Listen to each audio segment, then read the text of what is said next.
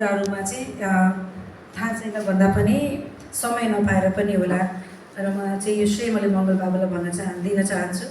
उहाँले चाहिँ सबभन्दा पहिला त म यो बिहान म 4:30 उठ्न सक्दिनँ, हेर्नुहोस् होइन, रातभर बस्न सकिन्छ, तर बिहान उठ्ने चाहिँ म मर्निङ पर्सन चाहिँ होइन। मैले उहाँलाई चाहिँ के भन्थेँ, बाबा म बिहान उठ्न सक्दिनँ, म लिनै आउँछु भन्छु।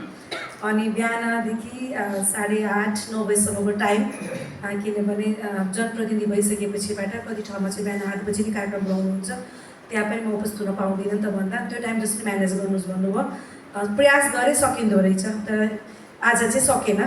आज प्रयास गर्दा गर्दा पनि सकेन। आज शनिबार झन्डै भएको हुनाले म आज बिहानको सेसनमा आउनु पाएन र म यहाँ आइसकेपछिबाट चाहिँ उहाँले सुरुमै यहाँ आएर के इच्छा राख्नुभएको छ भन्ने कुरा थियो हाम्रो सेसनमा चाहिँ। अनि कतिजनाले शान्ति खोजेको, मैले यो खोजेँ, म त्यो खोजेँ भन्नुभएको थियो।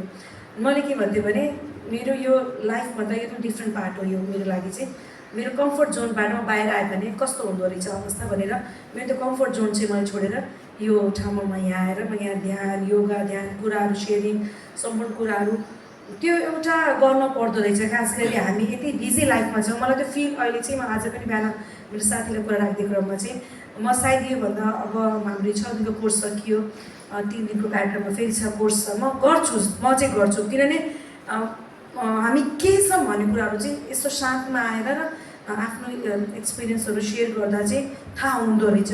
र सबभन्दा के भन्नुभयो त्यो अहिले सुरुमा हामी पखालिरहेछौँ आफूलाई, हामी फोहोर फालिरहेछौँ आफूलाई। हामीलाई चाहिँ उहाँले चाहिँ उत्तर, दक्षिण, पूर्व, पश्चिम फर्केर जुन त्यो एउटा यहाँदेखि यो जाओस्, त्यहाँदेखि यो दिक्क जाओस् भन्ने जुन गराउनु भयो नि, त्यो चाहिँ साँच्ची नै गएको फिल भएको र कस्तो त्यो बेलाको माहौल चाहिँ मैले भने म कन्ट्रोल चाहिँ एकदम गरेको थिएँ त्यति बेला। र मैले अझ यो आधा घन्टासम्म यसलाई बढाइदिनु भएको भए सायद म सानो बच्चा जस्तो गरेर उहाँ हुन्थ्यो होला भन्ने कि मैले उहाँलाई चाहिँ होइन। तर त्यो माहौलले चाहिँ हामी के रहेछौँ, हामी कस्ता रहेछौँ, म कति खराब रहेछु, म कति नराम्रो नियतको रहेछु भन्ने पनि आफूले जज गर्ने बेला रहेछ। मलाई त्यस्तो फिल भएको है। अब हजुरको कुरा हजुरले भन्नु होला, सो म किन यस्तो रहेछु त भन्ने कुरा पनि हामीले त्यो भावबाट पनि व्यक्त। त्यो सेसन चाहिँ मलाई बेस्ट सेसन लाग्यो एकदमै। मैले आफूलाई चिन्ने मौका चाहिँ पाएँ। अनि हामी जबसम्म आफूलाई चिन्ने मौका पाउँदैनौँ नि, हामीले अरूलाई के भन्नै सक्दैनौँ। हामी आज कति नेगेटिभ समाज भएको छ, हामी प्रत्येक कुरामा नेगेटिभनेस नै बढी हेर्छौँ न एज ए फिमेल। अनि यहाँ आएर मैले एउटा एकदम त्यो हाम्रो ध्यान गर्ने क्रममा चाहिँ मैले कहिले धेरै कमेन्ट्सहरू, नेगेटिभ कमेन्ट्सहरू प्रत्येक कुरामा मैले होइन, मलाई जजमेन्ट बढी नै गर्नुहुन्छ नि एज ए जनप्रतिनिधि भएर पनि नि, वाइ मी भन्ने चाहिँ मैले कहिलेकाहीँ आफूमा क्वेसन मार्क गर्थेँ कि। सो मैले यहाँ बस्दा चाहिँ मैले के फिल गरेँ भने यही पोजिसनमा र यतिकै बोल्ने र यतिकै अगाडि भनौँ न यहाँसम्म पुग्ने मेल भएको भए सायद त्यसले यति सफर गर्थेन होला कि। एज अ फिमेल धेरै कुरा सफर गर्न पर्दो रहेछ भन्ने चाहिँ मलाई एकदमै फिल भएको। बिहान यहाँ आएर यहाँदेखि फेरि घर जाने, घर गएर खाना पकाउने हो, खाने हो, टाइम पायो भने त्यसपछि आफ्नो काममा जाने हो।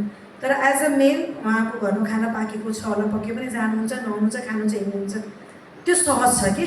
सो प्रत्येक कुराहरूमा एज अ फिमेल हामीहरूलाई चाहिँ परीक्षा दिए गरेर राख्न पर्दो रहेछ कि त्यो चाहिँ होइन। आधार नियम हामी फेरि आधार यो हुन्छ क्लास 5, 8, 10, 12 त्यो एक्जाम चाहिँ लाइफ लङ चाहिँ हामीलाई हुँदो रहेछ भन्ने पनि म त्यहाँ बस्ने बेलामा एज अ फिमेल भएको हुनाले चाहिँ धेरै कुराहरू चाहिँ सहने भन्दा पनि धेरै कुराहरूको चाहिँ म्यानेजमेन्ट गर्न सक्नु पर्दो रहेछ भन्ने चाहिँ भएको। सहने होइन, म्यानेजमेन्ट।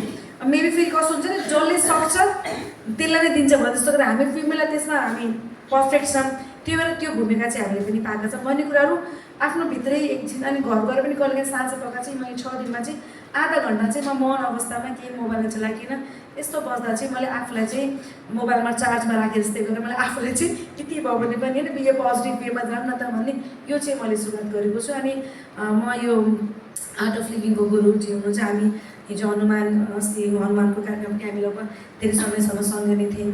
अनि कति कुराहरू पनि भयो। र आज यहाँ जे हामीले यहाँ बिहानदेखि 3 घन्टा जुन पढ्यौँ, साँझ पनि जुन 3 घन्टा पढ्नु भयो, यहीँ छोड्नुभन्दा पनि हाम्रो नराम्रो पक्ष यहीँ छोडेर होइन, हामीले यहाँ त्यो कुराहरू त्यागेर हामी निक्लेर हाम्रो व्यवहारमा सिकेको कुराहरू हामीले व्यवहारमा लागू गरौँ भन्ने नि उता भन्दा मैले आफूलाई बढी शुभकामना दिन्छु। किनभने हामी सबै सुध्र्यौँ भने त अटोमेटिक समाज त आफै राम्रो हुन्छ नि। त्यही भएर अरूलाई शुभकामना दिने भन्दा पनि मेरो नकारात्मक सोचभन्दा पनि मेरो सकारात्मक सोच बढी हावी होस् ममा भन्ने मैले आफूलाई चाहिँ शुभकामना दिन चाहन्छु।